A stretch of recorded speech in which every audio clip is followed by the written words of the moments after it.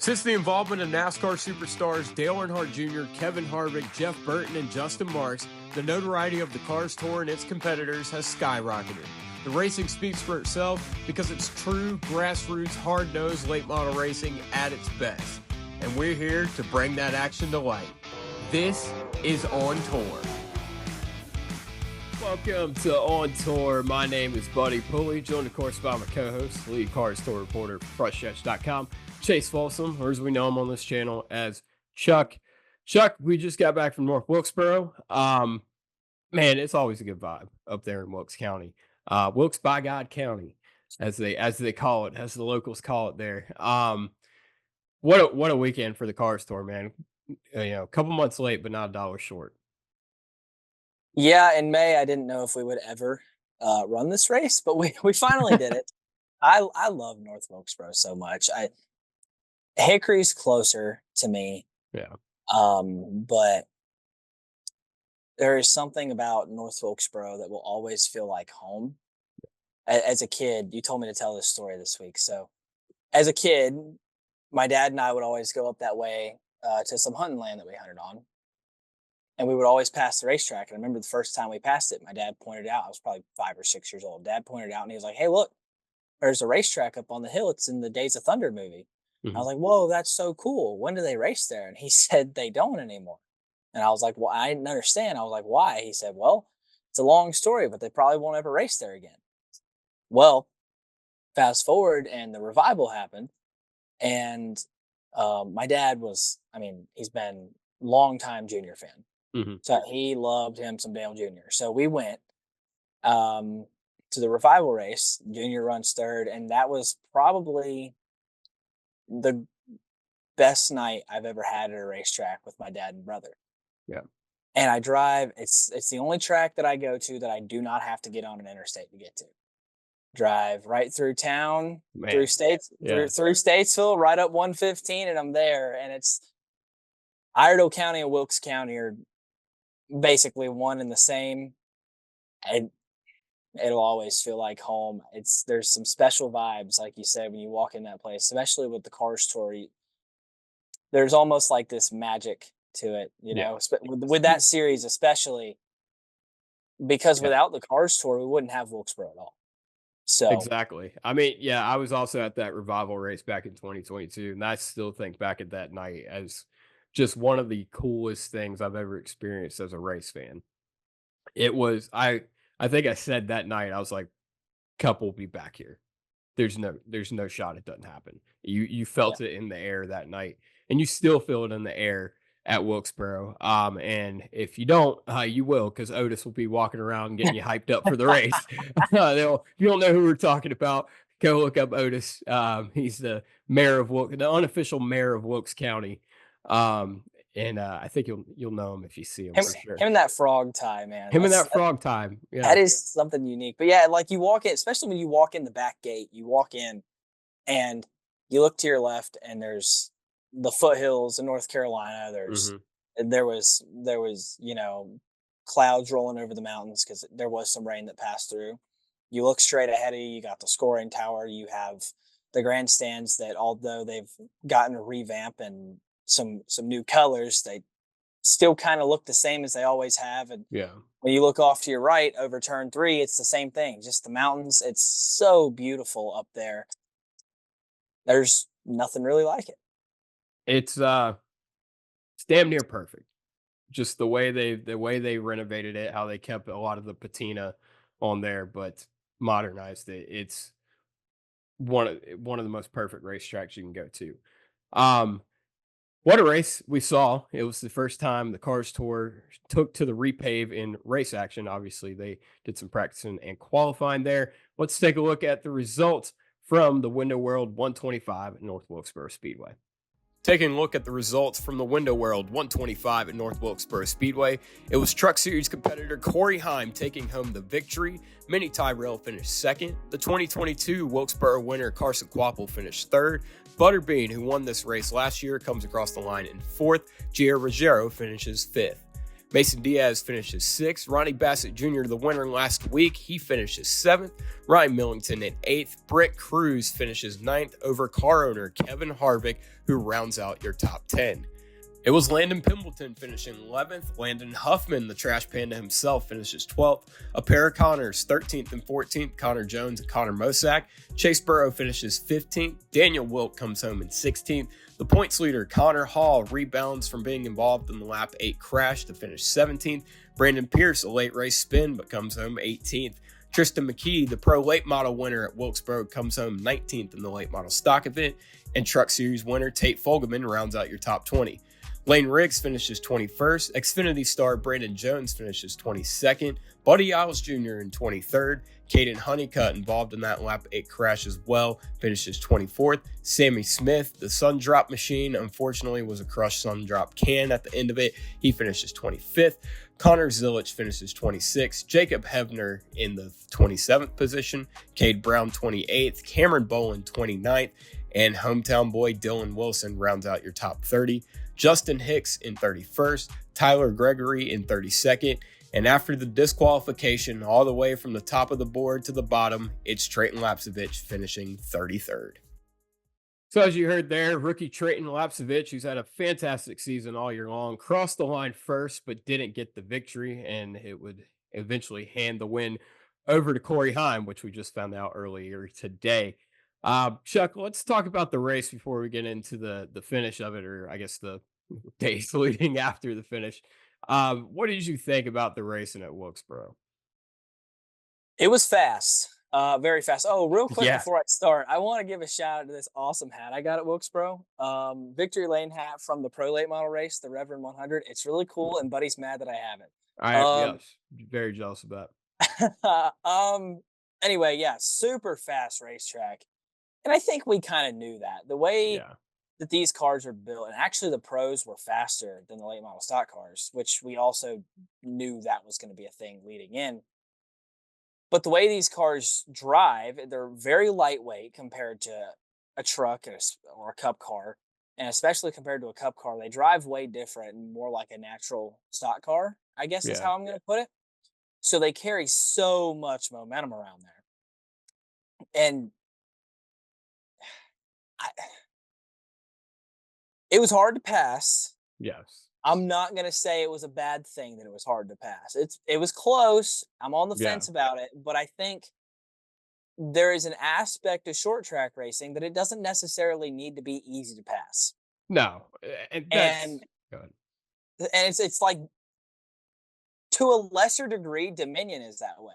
Dominion is so fast that a guy can just run the outside, and it's hard to pass. You got to shuffle a guy up. At Wilkesboro, really the problem was they were carrying so much momentum that it almost turned into a one-groove racetrack. Like, it started the day as very multi-groove. You can move around. But at the end of the day, you had to be on the bottom in 3 and 4. And you ran all the way to the wall in 1 and 2, which was really unique. It was really unique to see. It was really cool to see. But the guys on the bottom in 1 and 2, they couldn't get any drive up off the corner with the car on their outside. And the guys on the outside of 3 and 4 were just on ice skates. Yeah, it looked as though, to me at least, that you go through, if you're on the bottom in 1 and 2, you get bogged down too much if you're trying to run the inside there. But it did. I mean, it was hard to pass, but it didn't produce bad racing. I mean, because it did have that aspect of you could be good on the top in 1 and 2, and then you got to be on the bottom in 3 and 4. So if you're side by side with a guy, I mean, it's going to be extremely hard to clear him, but it's going to put on a damn good show for it. We did see quite a decent amount of tire wear, more than I thought. I at least thought we would see. But and that's saying something. Obviously we know the new tire they've gotten for this year doesn't wear as much as the one from last year, so that'll be good. And then they did a really good job with the repave. So I think over time this race will get better and better. And there'll be more, I guess, more of the more traditional Wilkesboro racing that we've seen. Yeah, and the tire wear wasn't even really because like the surface was wearing out the tires. It was because they were blitzing the hell out of the tires. Like, they're they were gripping and going ripping, so dude. fast. Yeah. Yeah, I'm with you. I think it'll it'll progress over time. And you know what? It may even progress this fall when we come back. Yeah. We come back in October, it's going to be a lot cooler, Yeah. and there could be a lot less grip in that racetrack. So we'll see. No matter what, they're not going to stop going to North Wilkesboro, No. and I don't think they. I don't think anybody needs to overreact and make changes to the race car for North Wilkesboro specifically. Like, we don't need to throw a tapered spacer on it for Wilkesboro or something goofy like that. What? We don't need to do any off the wall changes. Just let the track naturally progress, because it will, Yeah. and it'll be fine. Yeah. And it's our biggest race of the year. It's the energy, the aura around Wilkesboro that really makes it special. And that the racing will definitely, if you desired more out of it, it'll come to you for sure. We mentioned Treyton Lapcevich. Obviously, he's been on our radar all season long. And he finally crossed the finish line first. Um, Before we get into why I phrased it like that, let's talk about his race because you can't. I can't take at least anything away from his drive that he put on. Oh, mm. My biggest thing that I want to make note of. Well, first of all, he was really apologetic about the misshift that Yeah, we'll get into the effect of here in a minute. the ramifications of Yeah, said mistake later. He was really apologetic about that. And guys make mistakes. Is that a very good mistake to make or one that looks good? No, not at all. no. But he's also a rookie. Stuff happens. But the save at the end, I wanted to mention that. Oh man, Dude, I yeah, didn't realize. So I was standing, and I'm glad I called you, because I was standing on top of Victory Lane, and the yellow comes out, and to I was trying to find the caution, so I turned towards turn 3, because I'm looking at the start finish line, like getting set up to record the finish, and yeah, I look and I see the 77. It looks like he's like in the wall. yeah. And I was like, "Oh my god, the leader just wrecked." So I tweeted that he was in the wall, and then I was like, "Well, I need to know how bad it is." So I called you, and I was like, "How bad is it?" And he's like, "Oh, he didn't hit it." No, he I was didn't like, tell me that. "Oh, well, it didn't look Yeah, like it from my angle." yeah. But then I Who saw the was it? slow replay. Was it? Uh, who was it that was leaking oils? The 22 Geo. What, I didn't think it was Gio. Gio still finished top 5. Was it Brandon That Pierce? see, that's what I don't know. I heard on the I heard it was from Matt Weaver. I saw him tweet that it was the 22 car because they came in and looked under the hood of his car under that yellow after the 22 Brandon Pierce spun out, which is when Lapsevich almost got in the wall there. I thought when you said the save, I thought you meant the save down in turn 1 Oh no, when him I'm and talking. Butterbean about wiped each other out. Honestly, from my angle, I probably didn't see it. Yeah, That was the one thing I couldn't see, was entrance to 1. But dude, the yeah, save in 3 was, that car was in a dead Tokyo drift towards the outside wall. yeah, And um, the fact that that car wasn't junked and he went on to keep his composure and win the race, no matter what was illegal in that yeah, race car, is still impressive. yeah. I mean, and like we said, the drive he put on, legal race car or not, he went toe to toe with Butterfield and they raced the hell out of each other. And he put on a good drive. We've seen it all year long. It doesn't take any away from Treyton Lapcevich and his, just his overall skill level as a rookie. He's still, he's a really, really good driver. And he will get that first win officially here soon. I'm sure of it. But let's talk about Corey Hiem. I don't know about you. What's up? I wanted to mention something about the DQ. Yes. So sorry, not to cut you off, buddy, but I didn't want to skip over I this. was getting ahead of myself there. Go ahead. So he was not DQ'd. We're recording this on Tuesday evening, Okay. because I'm flying to Knoxville tomorrow. So Tuesday afternoon is when we found this out. Um, this falls on the series, in my opinion, for not doing a better job of notifying people that this is a possibility. This is the second time in just over a calendar year that everybody has left the track thinking that we had a 100% guaranteed clear winner. Mhm. And then 72 hours later, or 60 something hours later, that driver not only doesn't have the win, they're completely disqualified. Yeah. There needs to be the for this series to grow and be taken seriously on a larger scale, we have to have a thing put in place where, even if it's something like NASCAR does now, where they make a tweet, inspection is complete. Yeah. Ryan Blaney is your winner at Pocono. Something like that. It's just the one I pulled off the top of my head because I remember looking at it. Like, we need to know when we leave the racetrack, okay, inspection's complete. This car is going back to R&D. This car is not going to R. Like, if that's the case, if we know the 77 is going back to R&D Saturday Yeah. night, the the entire journalism industry, for sure, Yeah. goes about the job entirely 100%. different because we I had to mean, change so much stuff today. I bet. I mean, we were planning on recording this last night, and we weren't able to. We would have been talking about the completely wrong person getting the Right. victory. It's definitely true. What kind of R&D do they have? Like when you say R&D, it's not the big tech center in Charlotte, It's obviously, that not. NASCAR has. What do you have an idea of like what is in place? So, I do not. I You need to figure that out. I That'll be I your job honestly next time. I honestly want to go talk to Kip and Yeah. figure it out because I would like to know. Here's another example. Since we're on the show, I'm going to correct our show from last week. Connor Hall didn't finish 13th. Okay. He Yeah. actually finished third, and Okay. nobody knew about it because they never announced the scoring change.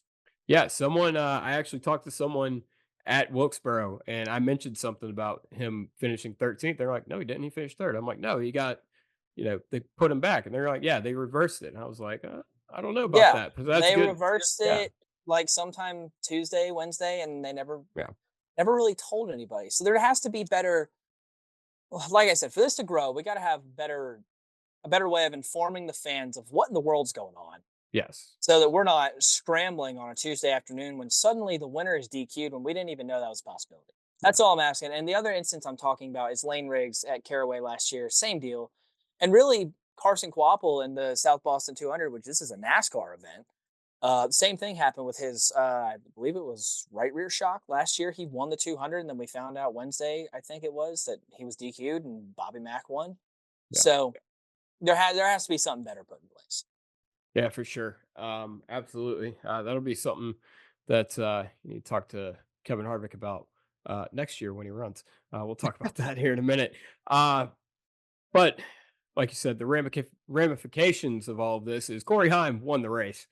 Um, Here's another thing. I don't know about you. I didn't really pay much attention to Corey Heim's race.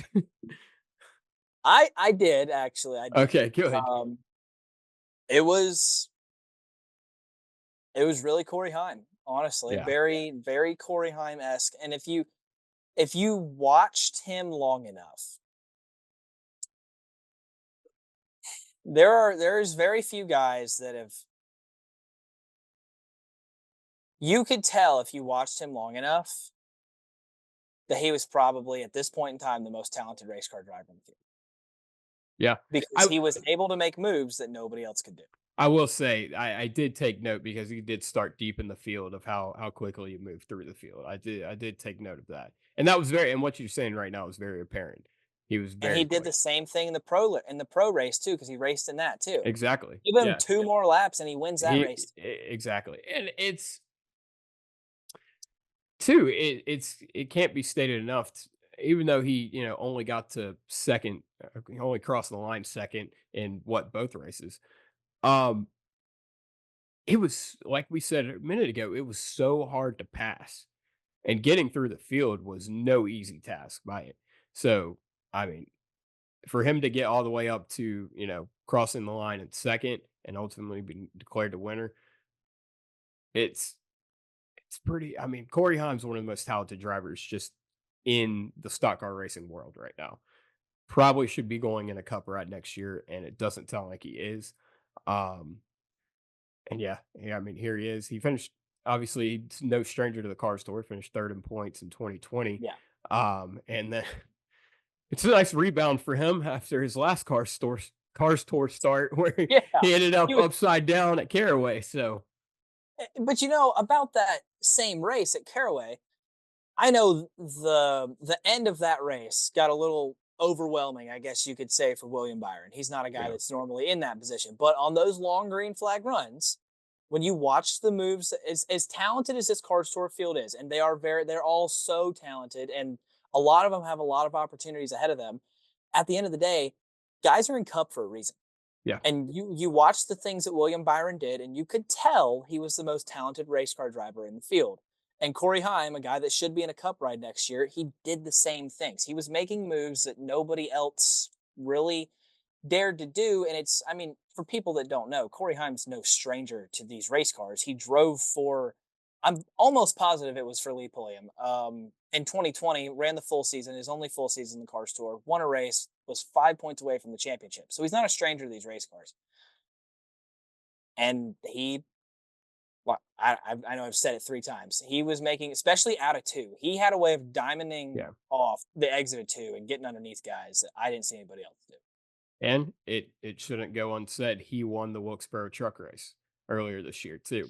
So him and Butterbean obviously, and also Kevin Harvick a little bit as well, had experience on this surface and definitely had the upper hand. Butterbean was obviously very quick. He ended up, I guess, finishing second, across the line third. Um, yeah, I mean, Butterbean Corey, was Butterbean crossed the line fifth. He ends up fourth now. that's right. That's right. But moving on. Yes. He got shuffled in that last lap, but Yeah. That's okay. That's right. That's right. Um, I think one more thing before I close it out. It's not always the moves that he is making, it's the move he's not making. And that sometimes is a good telltale sign of who has the experience and who doesn't in some of these races for sure.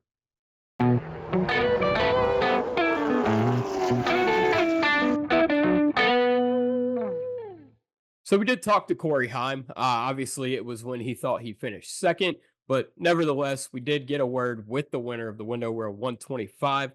Let's hear what Corey had to say. Yeah, it was just a very okay night. I want to say we started eighth and made it to fourth pretty quick and just kind of rode there all night. We were so even with the 81, it was so hard to pass them. 03 maybe had a little bit and the 77 was gone. So anytime you're pretty close on speed on a highly momentum style racetrack, it's really tough to pass people, and that kind of proved true tonight. So felt like I was kind of just stuck in line riding forward. Restarts were absolutely everything, and the 03 seemed to not launch very good. So every time I landed behind them, we'd lose a spot or two, and then they got into each other and ended up second. So just kind of an okay night for us, but thankful for Leap Boy performance and everyone for working hard for me. So aside from the disqualification and the new track surface, the other story coming out of North Wilkesboro was the big wreck that happened down in turn one that took out about, I think, 9 cars, 8 or 9 cars at least, where Treyton Lapcevich missed the shift on the restart, and he caught a lot of flack for it, Chuck. What happened? so for those that haven't seen it, I don't know if we can play it over this or Yeah, not. I got you. If we can, you'll see the 77. They're going off into one, and suddenly it's like he just hits the brakes. Well, he missed a shift going into turn one. That backs up the whole outside line, and I believe it ended up being Buddy Isles who made the first like major Yeah, impact into the back of somebody. And as soon as that happened, he blows the radiator out on his yeah, car, and everybody's just sliding through standing water at that point, and everybody piled it in turn one. Took out a bunch of good cars. yeah, There were definitely some people unhappy about it for sure. yeah. And that's the thing about Wilkesboro. It's almost like a super speedways for these guys. It kind of lends itself to some. I mean, obviously, this was a restart crash; it's a little bit different, but I mean, it's these guys piled in, dude. I mean, they were on the chip and just piling into each other, and it cost a lot of teams a lot of money. Yeah, this like everybody. Well, I won't even say everybody because there's a lot of people that don't like racing at North Wilkesboro because it can cost a lot of money. Yeah, It costs a lot of money in motors. It can cost a lot of money when you wreck. And this isn't the first time we've seen a wreck like this. Yeah. Carson Popple got out of shape in the race last year, running up in the top 5, and that stacked the whole outside lineup, and they all piled in on the front straightaway then Yep. too. Everybody's going so fast, they're not expecting to have to slam on the brakes, especially when they're all packed together like that. It's it just presents a lot of opportunities to tear up a lot of Yeah. things. It's a very prestigious race, but it definitely it's one of those things you don't think about as much until something like this happens. How fast they're going and how much harder they're wrecking and how much money that is going to cost some of these teams. We did talk to Treyton Lapcevich, Kaden Honeycutt, and Dylan Wilson. Treyton kind of gives his side of the story, and then Kaden and Dylan express their frustrations for what happened. I really want to apologize to all the guys that were involved in that. Obviously, my words can't fix their race cars, unfortunately, and I feel really bad about that. We've been struggling with problems with the clutch in this car. It's been really touchy, and I just missed that one, made a mistake, and that one's on me, unfortunately. I just can't believe people are missing shifts halfway through the year after they ran a whole season. It's really dumb. It's not part of racing. That's not racing. People that just don't know what they're doing and just tearing up race cars, and a whole lot of them for sure. Well, I just seen the calamity. I guess somebody missed a shift up there, which, I guess that's part of it, but missed a shift, 8 laps in, and, the whole field wrecked. What happened was the radiator got busted on who immediately hit him, and then water was everywhere, and you'd probably see on the replay, everybody just kind of was collected at that point. I tried to get it woed down, get it up near the fence even, and tried to ride the wall, and I was just in the water and slid. And couldn't get it woed down, piled right into it, so tore it up pretty good. Hopefully we can get it back together and get back out here. But, if there's any place that you can leave here with a smile on your face, no matter the result, it's North Wilkesboro Speedway, and hopefully they'll put on a good show for the rest of them. They'll quit missing damn shifts on restart so people like me can finish the damn race. But it's all good. We'll regroup and be back. So you heard there, obviously Dylan Wilson, very dejected. He planned on running Wake County, pending a good night at Wilkesboro. Obviously, it wasn't a good night there, so not sure if Dylan's going to make it to Wake County. We sure hope he does. One guy that they might want to bring up these concerns with is Kevin Harvick. He obviously ran at North of Wilkesboro in the old 62 KHI car. It brought out a huge fan turnout at Wilkesboro, including myself. I got to play fan for a day, so that was really neat for me. I was a longtime Kevin Harvick fan, if you couldn't tell already. He had a solid night. Yeah. He had a solid night. Chuck actually got to talk to Kevin as he was leaving the racetrack. He enlightens us on his night at North Wilkesboro and his plans for the rest of the year. As the series owner, you're obviously really involved in the competition of the series. Being in the driver's seat and getting that different perspective, does that help you with the decisions you guys make with the series?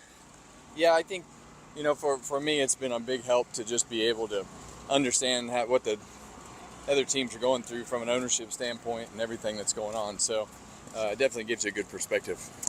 To my knowledge, you're the only person that's run here in a cup car and a late model stock car on the new surface. So how much differently did the two cars drive, and were you able to carry anything over from May?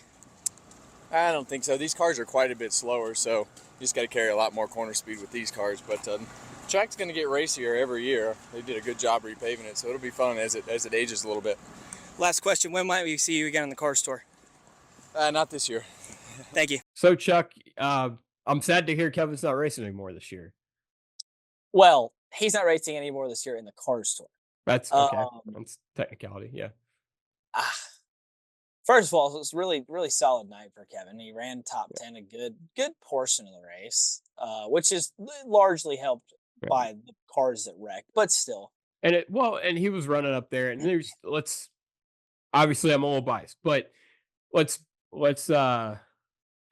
there's no secret that 62 car hasn't been as good as the 29 this year. So I think and he mentioned something about that. We just got to get our cars a little bit better too. So it'll be interesting to see what Kevin can do when he gets back in a late model stock car to see what he can show out of that 62 car. And it also is worth noting that Brent really wasn't good before he got involved in the wreck either. They Yeah. qualified terrible. So, which is why he was back there. But I asked him if he's got any more Cars Tour races or when he's going to be back in the Cars Tour, and he said not this year. Well, as we all know, he went and ran that Busch Light late model down at Pensacola, and he's got another one coming up at Las Vegas Bull Ring. The weekend NASCAR is in town. He'll be there the night that the Cars Tour West Pro Late Models are there, but he's not running in that because he's running a Super. Yeah. And it just makes me wonder, because Kevin had never run a Super before until Pensacola, and now he's got another one at the Bull Ring. You know, there's been a KHI car, or at least there was a KHI car last year in the Snowball. Yeah. Makes me wonder if, for whatever reason, Kevin enjoys running that Super a little bit more, and if we might be losing Kevin to the dark side. You know, I would say that if he wasn't a part owner in the series. I think he gains too much insight on just the series and how things are run, and just in general how the flow of a race goes. I think he just gains too much out of running Car Store races for him to completely stop and, you know, jump ship and go out Midwest and run supers. So I don't think that's necessarily true. I think it might just be, you know, he's got a lot of these kids like William Sawalwich, Landon Lewis, and, you know, occasionally Lane Riggs and Josh Berry running the 62 late model stock as well. And I think he wants to maybe open up the seat for them. Next year it could be a different story. We could see Kevin in a couple more Car Store races, but I don't know. I think I'm just hoping, honestly. I'm not sure. Obviously, probably wouldn't be till the second half of the season, and we really don't know what the schedule looks like. Yeah. I don't see him running the South Carolina 400 this year, because I think we know who's going to be in that car this year. Do we? Please enlighten me. I'd put a whole lot of money on it being Josh Berry. Okay. It's awfully good there last year. Yeah, and he's never won it before. Yeah. So, and to my knowledge, he's never won never won the big race or a Car Store race at Florence. So there's some. Josh Berry's in a lot of things in a late model stock car. That's not one of them. But I think what you could see, and this is a theory that I have going. I'm going to go ahead and throw this narrative out there. I think we may see a Bristol and either Kingsport or Newport combo weekend with NASCAR and the Cars Tour next year, the spring weekend, because, you know, they don't do anything on Friday night at this point in the spring. They got the truck race on Saturday night, the Cup race on Sunday afternoon. Well, the Cars Tour hasn't had their foot in Tennessee since, I believe, 2019 was the last and only time they raced at Kingsport. It may be farther back than that. It may be 17. Don't hold me to that. We'll have to go fact check that. But I know it's only been one race at Kingsport, and Kingsport's not far from Bristol, and really neither is Newport. And if you guys haven't been following along what's happening at Newport, they turned basically a North Wilkesboro into an old Bristol, and it's a pretty historic track over that. I could very well see a Car Store race at one of those tracks on Friday night. Well, Kevin's got, you know, the Fox deal. He's going to be there already. We could see a Kevin Harvick Friday night Car Store race in Tennessee if that's how the schedule plays out. Yeah. But that's just a shot in the dark. Yeah, and also there's also this little thing called the Thanksgiving Classic Southern National that Kevin showed quite a bit of interest in running last year. And maybe he'll go and do that. We know one driver who won't, and that's Dale Earnhardt Jr., unfortunately. But before we go, we're going to thank frontstretch.com and talk a little bit about the next Cars Tour race, which is going to be delayed a little bit. Frontstretch.com is where you'll find all your racing content in one place for free. They have it all from NASCAR to F1 to IndyCar, grassroots racing, and even iRacing. Front Stretch has you covered with daily news for every series, weekly columns, and even on-site coverage at every NASCAR and Cars Tour event. Head over to frontstretch.com, subscribe to their YouTube page, and give them a follow on X to get your daily fix on all things motorsports. As always, big thank you to frontstretch.com for sending me to the racetrack and allowing us to use the content that I get in the racetrack in this show. If you want to see more of the content that you saw in this show or videos like it, go to frontstretch.com for all your grassroots racing stuff. We're going to have the Knoxville Nationals this week. And if you want to see it on YouTube, we have the regular Front Stretch channel that has all the NASCAR stuff. But we also have Front Stretch Grassroots now. We're trying to bump the subscriber count up on that. That's where we have all the Cars Tour, ARCA, and again, Knoxville this week. So, and maybe some more dirt stuff in the future. We'll see. But yeah, again, thanks Front Stretch, and thanks for credentialing me for some reason. Yeah, we all wonder why. You mentioned subscriber count for Front Stretch Grassroots. We're also trying to bump the subscriber count up here. We're sitting at, I believe, 802 as we are recording. We're trying to get to 1,000. We get to 1,000, we can do a lot of cool things for you guys. So please help us get there. We obviously talk about NASCAR, Cars Tour, as you are watching right now. And then we got some really cool stuff coming down the pipeline as well. Ace. So it was supposed to run this Saturday. It is no longer going to run. It was supposed to run this Friday, yes. It is running the following Friday on August 16th due to the Big Deborah that's that's impacting the East Coast right now. The hurricane that's impacting Florida and coming up through the coast. I was going to call it Little Debbie, but maybe that's because I'm fat. Yeah.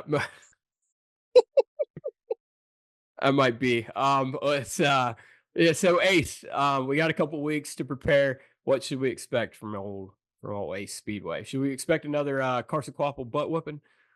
I put some money on it. He's really he's won 3 straight there now. Yep. So the dude's good there. Yeah. Junior Motorsports as well has that place figured out. So if there was, I mean, he gained a lot of points on Connor Hall last Saturday night. And I do want to point out, what did I say last week? What did I say last week? Championship is far from over. Exactly. And Connor Hall went barreling into that wreck.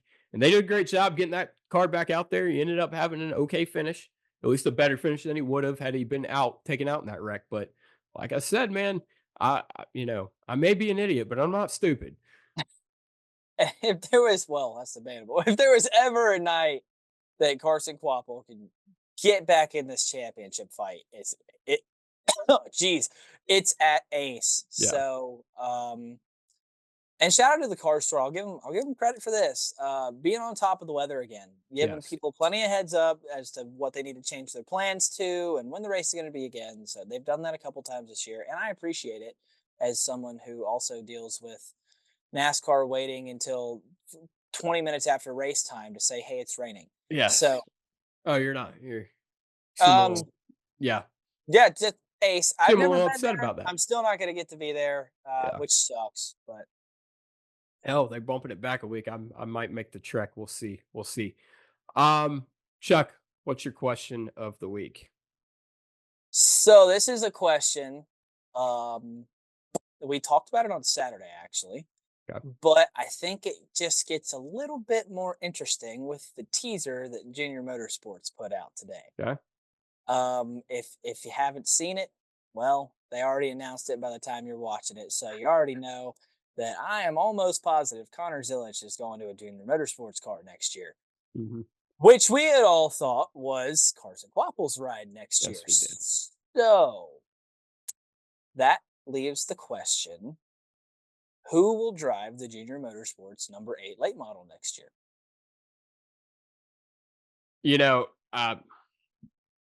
Carson's out. Let's be clear. Carson is not. There's no way, shape, or form he's going to end up in that 8 car again. If you didn't gather that already, he's not going to be there next year. Whether it'll be a Cup or not Cup, trucks, Xfinity, yet to be seen. Obviously, it probably won't be for JRM. As far as who will, you brought up Landon Huffman. I think that's a possibility. Obviously, there's already a tie-in with the sponsorship deal with High Rock.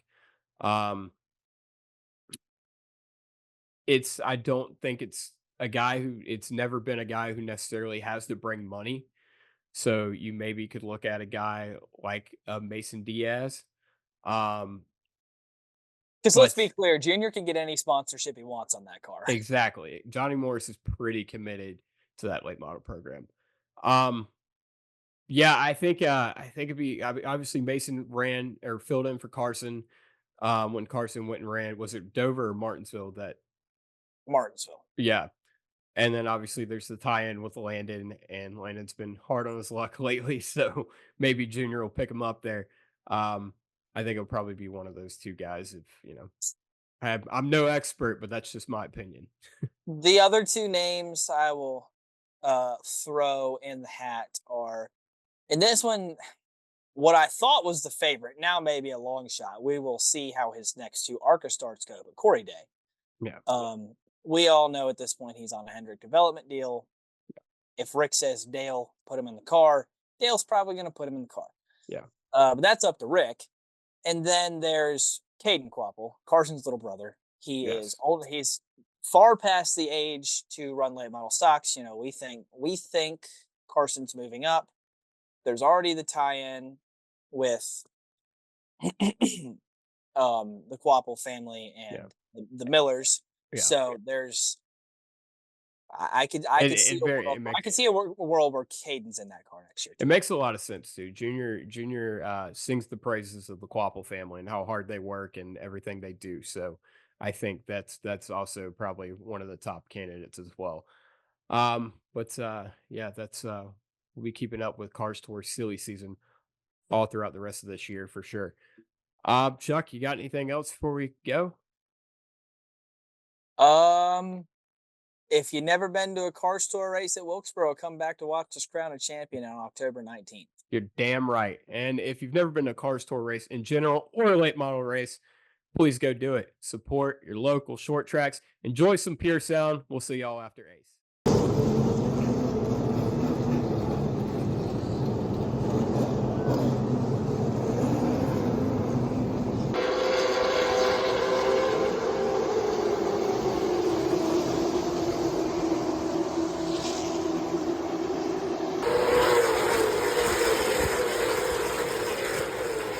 That was a massive pileup.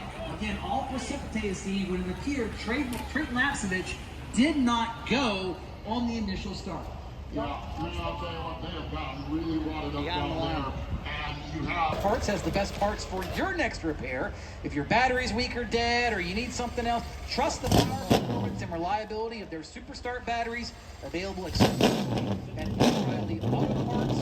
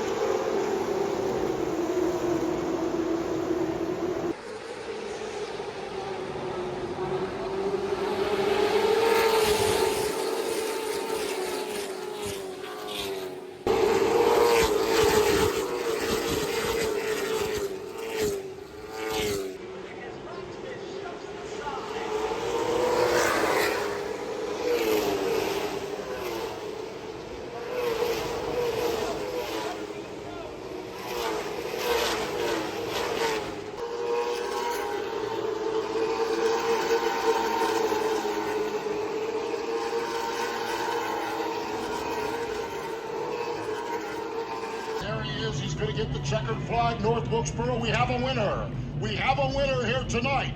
Treyton Lapcevich, the Chad Bryant Racing number 77 car.